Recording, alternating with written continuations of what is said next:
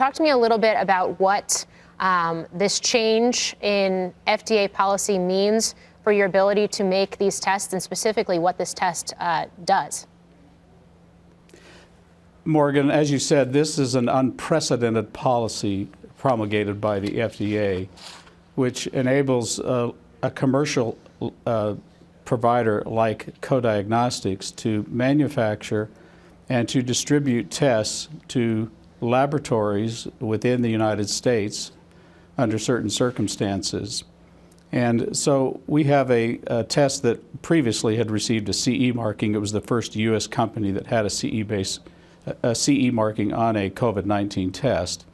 And this allows us now to distribute this same test inside the United States to laboratories that can use this test to detect the disease. So how quickly can you produce and ship these tests now, and what does it mean for your ability to keep shipping them to other parts of the world, like, for example, Europe? Can you do both?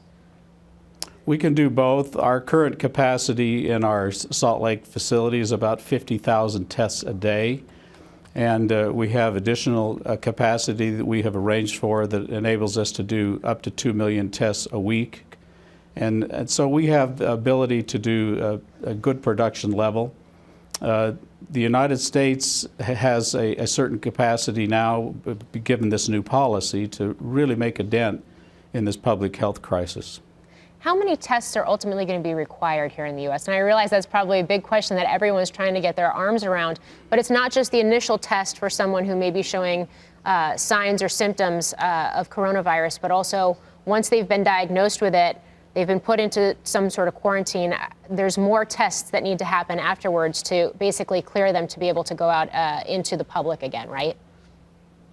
Well, the whole issue, Morgan, has been to have enough tests available that basically anybody can get tested who would like to be tested. And that number could be very huge. You know, depending on which epidemiologist you listen to, we could have a problem where, you know, 140 million Americans experience this particular pathogen. And of course, it's not just the ones who get it that need to be tested. It's everybody who thinks they might have it or might have been exposed. So the number could truly be huge. But I think this new policy directive by the FDA goes a long way to solving this problem.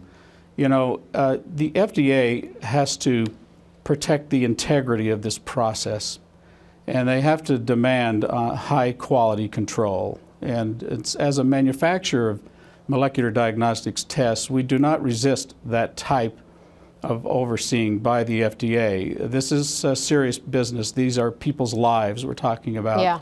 And so the FDA, you know, they, well, from our perspective, perhaps could have moved a little bit sooner. It couldn't have been a lot sooner, Morgan, in keeping with their mandate to control and to make sure that the quality is given its due in giving it to the public. Yeah, it's a key point you make. I wonder, though, now that we are starting to see the FDA move a little bit more quickly, maybe the CDC as well, it really thrusts the regulatory situation here in the U.S. into the spotlight. The changes that we're seeing take place right now, given the fact that we are in a crisis, do you expect to see some of those actually take root and become bigger, longer-term structural changes to the way something like test approvals take place in the future? I don't think it will impact the way this is done generally. I think what it will impact is the way the country prepares for a future pandemic like we're currently experiencing with the coronavirus. In the normal course, I think the FDA will continue to maintain rigid standards. Even the standards under this new policy directive are rigid and require a company to have proper validation and such before and to submit for the emergency use authorization. It just opens it up and kind of breaks the logjam that we have currently been experiencing. I think it goes a long way. I think it'll be very significant for the country.